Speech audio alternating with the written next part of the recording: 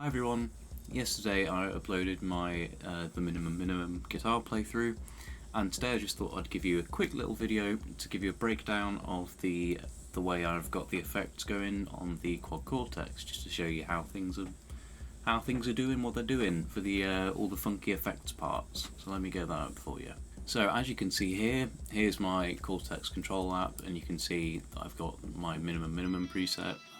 This is the preset that's panned hard left when you listen to the album mix, and when you listen to the playthrough you'll notice that some of the effects are doubled up because I'm playing that mainly hard left, aside from the solo. And you can see this is my general preset for volume 1 essentially. This third line is all the amp and cab and distortion stuff. That's all where that's happening. I think this is the gate that I use at the start. All the actual weird effecty stuff is happening on this first, second and fourth line, and that all leads to the amp stuff. So I'll just play you quickly the normal tone that you get from this, and this is the normal tone you heard across most of volume 1.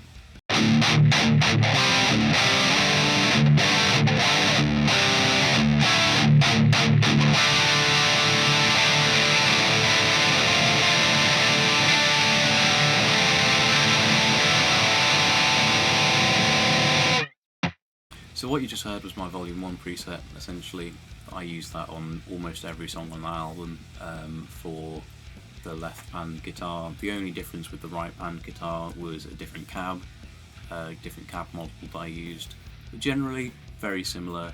I listen to it now and I think, wow, that's really distorted, that's really high-endy, really crunchy, but that's what I was going for back then, and it does work on the album. But generally, like I say, you can see there is a lot of stuff going on otherwise on this preset. I use the Neural DSP Mission Engineering expression pedal, and I'm using this on this to control each of the switches that's happening.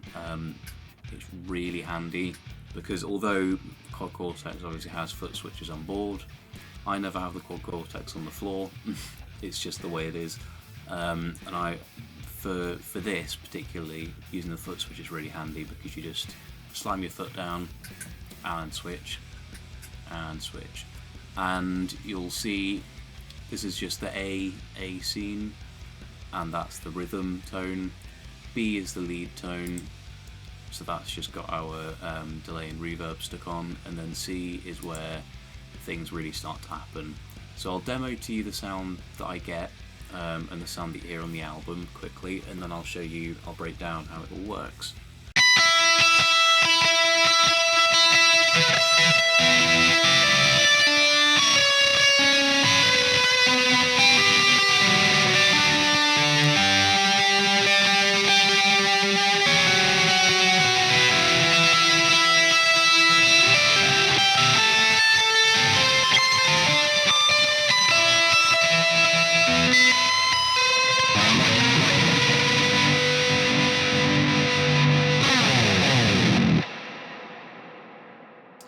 So as you can hear, you get some really weird effects because of how many delays there are and because of how many pitch shifts there are. It's really good fun, and it's perfect for what I was going for. I didn't know if I was going to be able to get it on the Quad Cortex, but as you can see, I did, and I'm really happy I did because I had a particular sound in mind and I managed to get it, and so now that's what you hear on the album. So, like I said earlier, you've got a lot of pitch shifts going on, and so first of all, pitch shift on our first line that's going to row 3, so into our amp stuff. That's pitching up an octave, so that's why you get that first note there that you're hearing, because it's not delayed at all. That's just 12 semitones up, full octave up, and that's getting that kind of whammy effect. That's your first note that you hear, and that's going, like I say, going through to the amp stuff, and then on the next line is where things start to shift a little bit. We've got a full delay, full mix on, so that's properly delaying it, going 200 milliseconds and that's getting our, I think that's our second note, isn't it? Yep, our second note, and that's getting immediately pitch shifted 5 semitones up.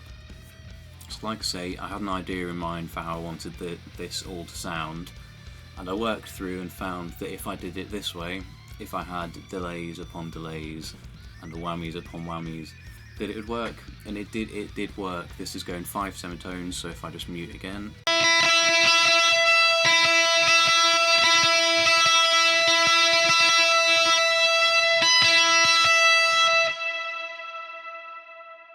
that's what's getting that da-da. That's what's getting that second note, because it's only 5 semitones up instead of the full 12. Great fun because it gives the effect like you're doing more than you are. It's almost as if you were doing like a synthy type thing and you had an arpeggiator automating stuff, but instead it's all on here. And then you can see there's another delay afterwards, and this was to get that that arpeggiator type effect. So I wanted it to go da da da da. I wanted it to go back to that 5th semitone note. The way I found to do that was to do this analog delay here. So if I quickly turn this off, you'll hear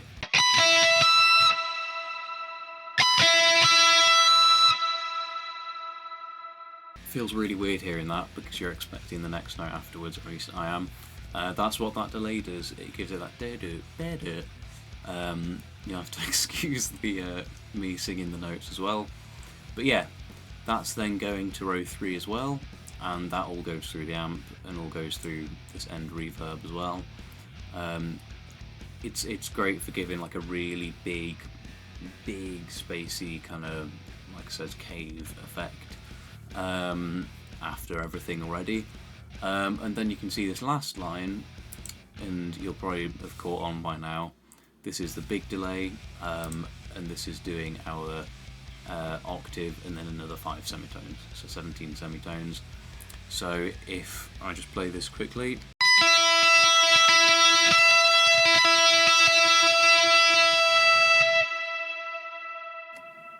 that's what's getting our da-do-bear. That's what's getting that high note there. And this isn't delayed at all afterwards because I only wanted it to happen once, so you'll notice as well that there's no feedback on this. It's just playing the one note, that's it, and then moving on to the next thing. It's just about delayed to before what this second line's doing, because it's already got a delay on it on the second line. Hence the be-do-be-do. It's already delayed just enough so that it goes before this delay here.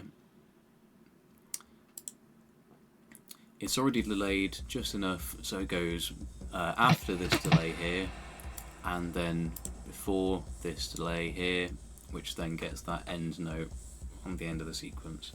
And now I'll show you what is happening when I click the foot switch. So you see that it's switching between this whammy to that whammy, this whammy to that whammy, this delay to this delay, same here as well. And that's just to get this slightly different rhythm, and because the notes are all different, it's to get that sequence right. So I'll just play you this sound now.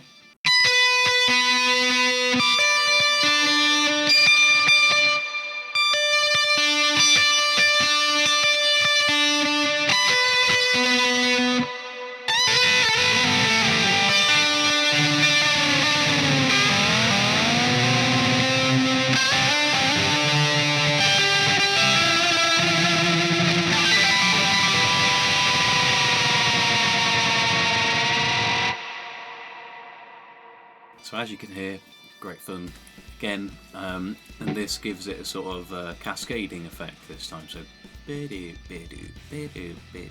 so it's going down each time and giving you kind of just that multi-octave effect. So you'll notice that each of these whammies is doing something mostly different again. This one's doing the same octave up again, just to get that really whammified sound. Then you've got this pitch shifter, which is doing nothing, but still giving it a bit of a weird effect because it's still running through the whammy, as far as I was able to tell anyway.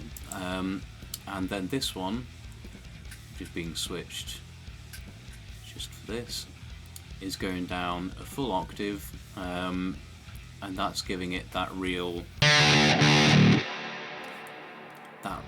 low effect. It's just a full octave down. It sounds even lower, I think, because you've got the initial starting octave being so high. Great fun, and it's really fun to mess around with both of these types of sounds as you're going through the solo. They both give some really fun kind of textures to everything. It's all very messy, but that's kind of just the fun of it, really, because it all goes through the amp and cab anyway. The only thing you'll notice is that there's no distortion pedal on, because that would get it really muddy then. We don't quite want that. We want a little bit of clarity with the notes and stuff. So we've touched on the whammies, they're doing their job for this, and now we've got our delays. So slightly different from before. Got our starting note, same again, no delay on it, going straight to row 3. Then we've got our next note, same first initial delay time, different whammy, then different delay this time as well. So you'll hear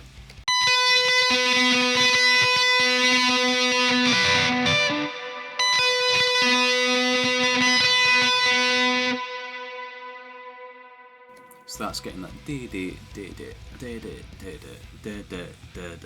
it's getting that second note to double up before it then goes to the low octave, and we'll just show that quickly here as well.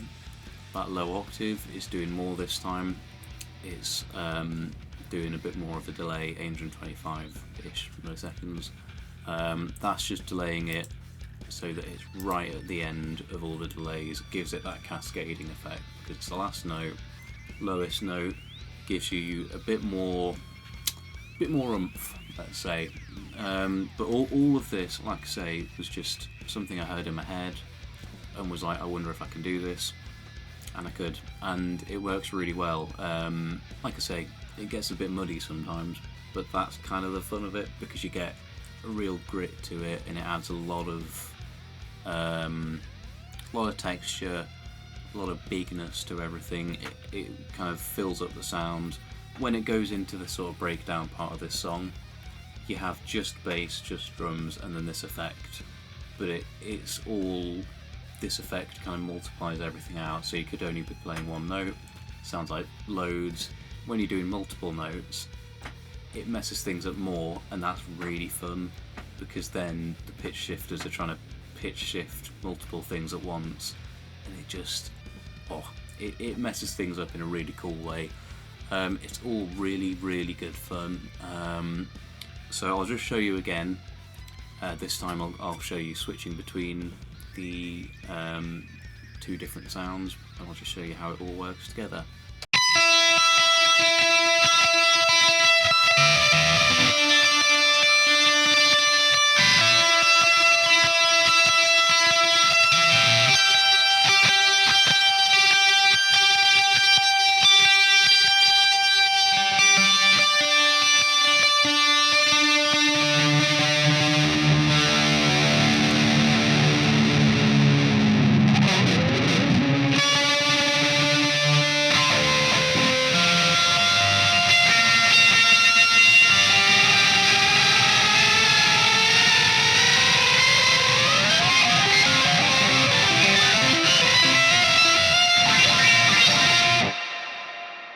Wacky, really good fun.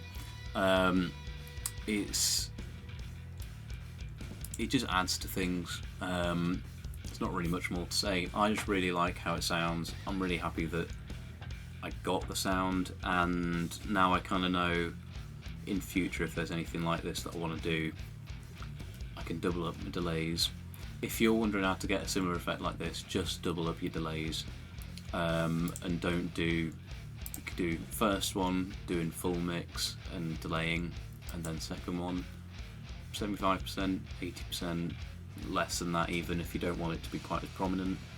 But this is also doing a lot of work, getting the next note to sound more delayed without taking away the first note. If I had this mix on full, then this whole line would it just wouldn't make as much difference, it wouldn't be as fun, because it wouldn't have that full double delay effect. But yeah, it's really good fun, because then it means that you're not just doing a messy solo with your normal sound, you're getting something completely alien sounding.